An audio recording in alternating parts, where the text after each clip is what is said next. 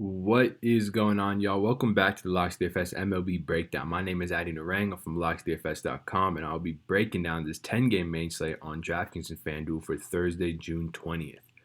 Before I get into that, though, if y'all want to go ahead and leave a like and comment on this video, not only would it mean a lot to us, but you'll be entered in winning a free season pass of your choice. As you guys know, we run the same giveaway every single week where we give back a free season pass to those of y'all who are leaving likes, leaving comments on the videos. You guys already really know the drill with this, so go ahead and leave a like on these videos and leave a comment Monday through Friday, and then we'll announce the winner for a free season pass on Monday. You can use it on baseball if you want. You can use it on basketball, hockey, football, a future sport if you want, if you're already with us for baseball. So go ahead and do that for your chance to win. So with that being said, if you do want to get yourself a pass, like a baseball pass, then just locksdfs.com is the place to go for that. We got season passes, month passes. Like I said, if you're already with us for baseball and you win this free season pass, you can use it on a future sport as well. So it doesn't hurt to get a pass right now. Join the team for this slate. So with that being said, very interesting slate on tap. I'm looking forward to getting into. So we'll just jump right into it. Usually I start this by breaking down my favorite high-priced pitcher. On this slate, it's a little bit tougher because I'm not overly interested in too many of these high-priced guys. That's not to say that I won't end up on one of them because salary might dictate that when you build a team. But just right now, we got Charlie Morton versus Frankie Montes, both going up against good WRC plus, low strikeout hitting teams in Oakland and Tampa Bay. Tough spot for both of them. Odorizzi versus a Kansas City team that definitely has been striking out a lot over the past 14 days. Could definitely be in play, but it's a little bit expensive to be paying for Jake Odorizzi, despite the fact that he's been pretty good this year. Not too interested in Bumgarner versus the Dodgers. Arias should be on somewhat of a pitch count since he hasn't been over 40 pitches. So it's a bit of an interesting slate. I think for that reason, the first guy I kind of want to talk about is this guy coming off the IL, Adam Wainwright. 7,500 at home versus the Marlins. Obviously, the Marlins have been the softest matchup in baseball basically this entire year. As we see, got some positive line movement on the Cardinals. More importantly, the Miami team total opened up what is a pretty low 3.6 and has since dropped to 3.4. That is the lowest mark on the slate. Adam Wainwright, a guy who, if we look this year, we see that he's been pretty good against right-handed bats, kind of in line with his entire career. He's got a 4.03 xFIP versus righties, 3.4 FIP, giving up a bit too much hard contact, but a lot of that's still coming on the ground with about a 50% ground ball rate, 51% at home. So definitely there's worse places that those hard hit balls could be going. And then if we go back to last year in 2018, we see that a lot of these numbers versus right-handed pitching is fairly similar, like 3.61 xFIP versus righties last year. But generating much softer contact, 25%. The ground balls are still there. So I anticipate his hard contact will come back down. He was on the IL for 10 days with a hamstring injury. I don't think he'll be on any sort of a pitch count, so I'm not really taking that into consideration. And even if he is, I think it's factored into his price pretty good. So I'll be looking towards him as a low price SP1 or SP2 option, depending on how your lineup comes out. And then the next guy I want to talk about is actually projecting as the chalkiest pitcher on the slate right now, and that's Wade LeBlanc at home versus the Baltimore Orioles.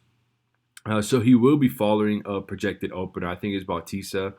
Wade LeBlanc will come in after him. But guy who's shown decent strikeout upside this year, especially versus left-handed pitching. Obviously, it's only in 10 innings, but striking out over 10 batters per 9 to lefties with 3.74 xFIP makes a lot of sense considering he is a left-handed pitcher. Versus righties, though, not as good. Right now, my real take on Wade LeBlanc is that he is coming in as by far the chalkiest pitching option on the slate, just about 50% owned. If he is going to come in that highly owned, then I'm totally fine being underweight on him. I don't think this is a slate where you have to go down here. You could probably play a guy like Adam Wainwright as your SP2 and still have enough salary for a lot of really good bats. So monitor ownership on this.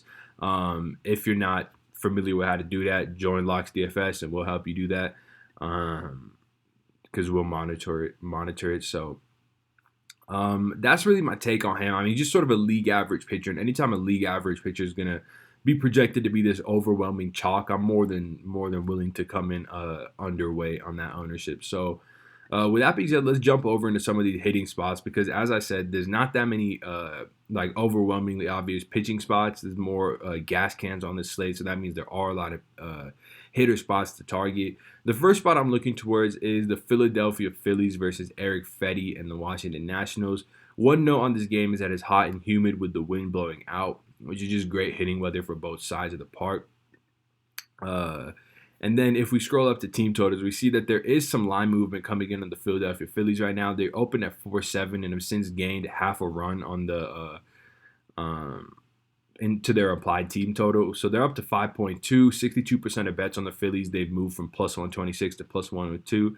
It's pretty good line movement, and then coupled with some juice on the over as well, taking it up by half a run. Definitely an interesting spot, and Vegas thinks so as well. But the main reason I'm interested in the Phillies are their prices. It's just a cheap stack for the batters you're getting. You're getting leadoff Bryce for 4.4K. Their most expensive batter is Jay Bruce. Aside from that, Reese, JT, Segura, they're all fairly good, fairly priced, I feel, as far as a stack goes or as individual one-offs go. If we look at Eric Fedde's numbers on the year, 4.58 xFIP to lefties, 5.57 to righties, giving up his fair share of home runs, walking his fair share of guys, not striking out too many guys. So really just a league average pitcher. You're getting a bunch of good prices and a good hitting environment in Nationals Park with good weather. Definitely an interesting spot to go for some one-offs or to go for a full stack as well. And then another spot I'm looking towards is the Yankees versus Framber Valdez. This is a guy who we've actually played quite a bit since he's been called up. Interesting prospect, a guy that really struggled with his walks in the minor leagues, but got a bunch of strikeouts, got a bunch of ground balls, which is really what you're looking for in a good prospect and a good SP play for DFS. 3.61 xFIP versus righties, 3.83 to lefties. But again, this is less so about Framber Valdez, more so about the Yankees offense versus lefties. Like I mentioned, Framber does struggle a fair amount with his walks. So he got a walk rate of about 6 per 9 in the minors. He hasn't been that bad this year. At home, he's been pretty good. On the road, he struggled a bit, as you can tell by his xFIP as well and his walks. And now he's going to Yankee Stadium. The Yankees have been one of the more patient teams in the league all season, with a 9.7 walk rate. That's 7th best in baseball. Just a shade under 10% is enough to give any pitcher some troubles. And now they're getting healthier as well, with guys like Giancarlo Stanton coming back. They added Edwin Encarnacion. Cameron Maybin's hitting the ball at the bottom of the order. Gary Sanchez having one of his best seasons. So just a lineup that's slowly getting more and more powerful. You're seeing people on Twitter start to realize that they may be the favorites for the World Series this year if they can get some starting pitching. So I'll be interested in getting on these guys early before they really start getting hot and all these guys go above 5K. So take advantage of it while they're still fairly priced. And I certainly will as well. So with that being said, let's get into some of these home run calls, and we'll wrap it up. So the low price home run call, the guy below 4K. Actually, let's start with the high price home run call, because I'm going to go with Giancarlo Stanton here. Love his spot at 4.6K versus a left-handed pitcher. We know Giancarlo Stanton versus lefties has sort of been like this broken trend that we just keep going back to over the past like 3-4 years. And I'm going to continue with that tonight. So Giancarlo Stanton is going to be the high price home run call of the day. And then the low price guy I haven't really looked too much into. So let's look around, see if we can find someone.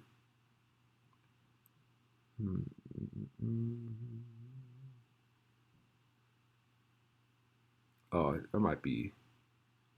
Okay, we'll go with someone a little bit different. I don't think too many people will be on him, especially versus Charlie Morton. But I'm going to go with Chris Davis. Charlie Morton, a guy who is better on left-handed pitchers, is prone to giving up some hard contact. I believe he's at about 40% hard contact to right-handed bats through this season. Chris Davis, this year he's hit lefties pretty well, but in his career he's been fairly reverse splits, hitting righties for more power and a better average.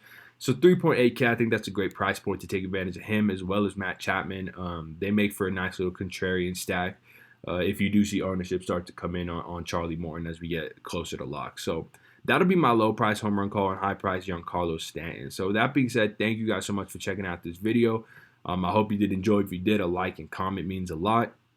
I hope you guys win a ton of money tonight, and I will see y'all on Monday. Peace.